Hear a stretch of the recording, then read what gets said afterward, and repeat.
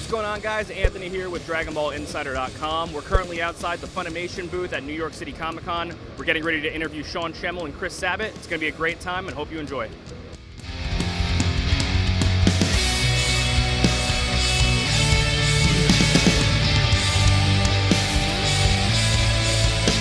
What's your favorite con experience? I think my first con was Project A-Con in Dallas in maybe 2000 or 2001.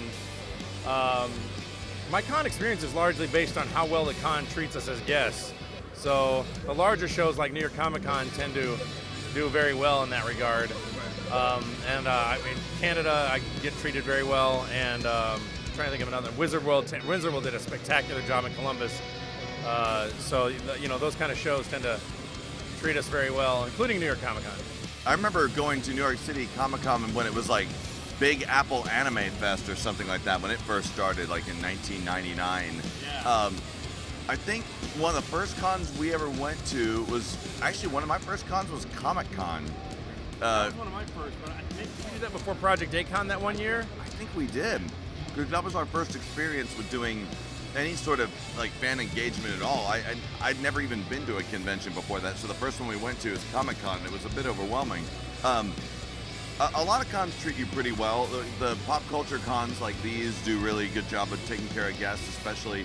I think my first experience with being treated like amazing was going to the conventions in Australia and New Zealand, because they integrate all their guests there. A lot of times they'll sort of sometimes segregate like anime guests from other people, but they're voice actors and anime actors and all actors and film actors, TV, they're all integrated into one thing. So you're riding a bus with like a lot of the people that you would actually go to a convention to go see, or I would personally want to meet. So you have to kind of hold your tongue to go like, oh, I'm not gonna say anything stupid, I'm just gonna chill out here.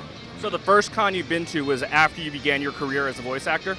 Yes, yeah. I didn't even know really what the convention thing was before we started. I think the experience would be different if you weren't voice actors. I mean, obviously you have a bunch of fan interaction, but how would you just take in the con itself as opposed to being around fans? Well, there's a lot of perks we get that I have visited cons when I'm not booked and my friend will be in town and I'll show up, and there's a lot of perks we get that we don't get otherwise, like not having to wait in line and not having backstage access and stuff like that. So when I'm at a con and it's not as a guest, I'm pretty annoyed because I'm so spoiled by all the perks I've been given over the last 15 years, you know. Right. Now, is there anyone that you geek over that you see at cons that you just see and you're like, oh my god, it's so-and-so? Some of those people have become my friends. Some of those people I see at cons, any 70s sci-fi show, you know, I'm going to be geeking out about. Any 80s sci-fi show I'm going to be geeking out about, you know, like, I just did a con with Gil Gerard, and I'm a big fan of his, and I'd seen him at a few other cons, and I used to, you know, chat with him every once in a while. What a truly, genuinely nice guy. Some people are total assholes, but Gil certainly isn't. And you know, you have to. I'd say, what else would I geek out about?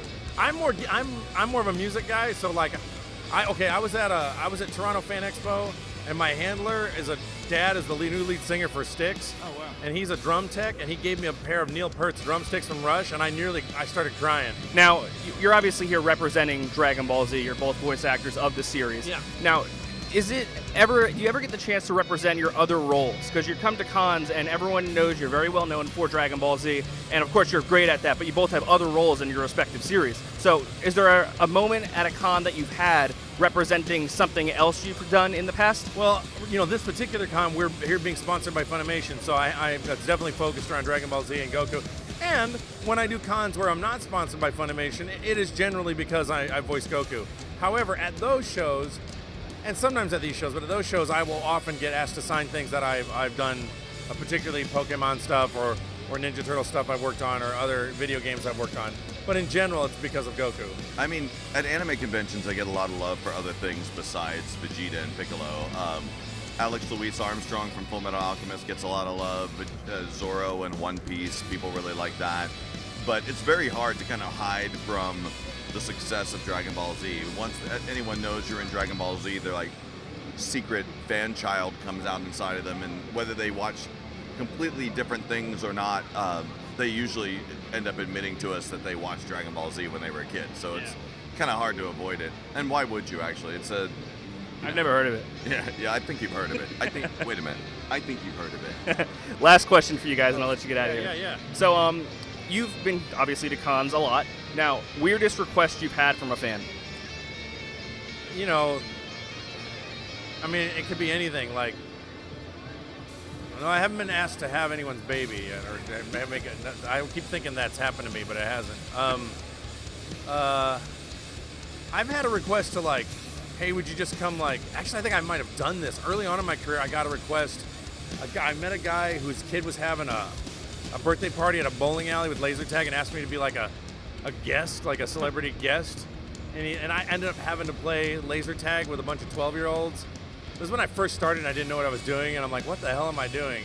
That was actually pretty embarrassing. Like, you know, I was just kind of like a clown for rent, you know? Like, I was like the party clown, but I happened to play Goku. You know, it was really weird. Stuff like that. Well, as a dad, I always get paranoid when like parents bring their kids to conventions, especially when they're really young. So whenever I'm doing a signing, I usually ask my handlers to say, hey, if you see anyone like with kids or like they're in a wheelchair or something, bring them up to the front and make sure they get taken care of so they can go. But one lady brought up like a 14-day-old child and asked us to sign the diaper that was right on the child. I'm like, I don't know if that child should even be out of your house right now, much less in a really crowded area like this. Let's see, one kid was asking me over and over again if he would go on if I would go on a date with his mom. He tried to set me up on a date to go to Red Robin with his mother, and I had to respectfully decline that invitation.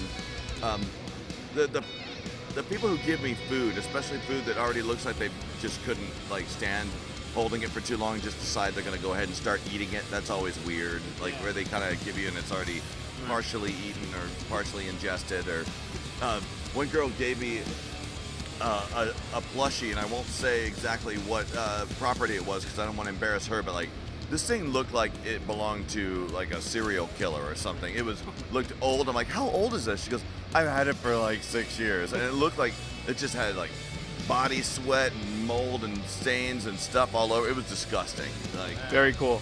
Well, thanks for the interview, guys. I appreciate it. It was nice meeting you and actually seeing you.